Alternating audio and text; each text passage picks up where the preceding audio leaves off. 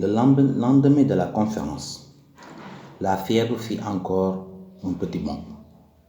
Elle passa même dans les journaux, mais sous une forme bénigne, puisqu'ils se contentèrent d'y faire quelques allusions.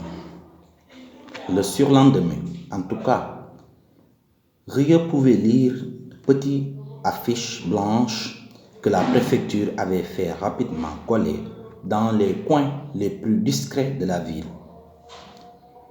Il était difficile de tirer de cette affiche la preuve que les autorités regardaient la situation en face.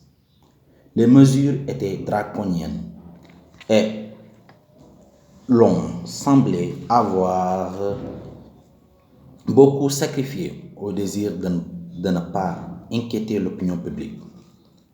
L'exorde de l'arrêté annonçait en effet que quelques cas d'une fièvre pernicieuse dont on ne pouvait encore dire si elle était contagieuse avaient fait leur apparition dans la commune d'Oran.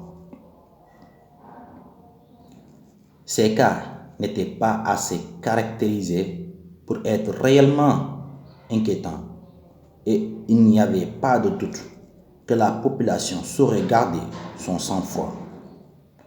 Néanmoins, dans un esprit de prudence qui pouvait être comprise par tout le monde, le préfet prenait quelques mesures préventives, comprises et appliquées comme elles devaient l'être. Ces mesures étaient de nature à arrêter net toute menace d'épidémie. En conséquence, le préfet ne doutait pas un instant que ses administrés n'apportassent la plus dévouée des collaborations à son effort personnel.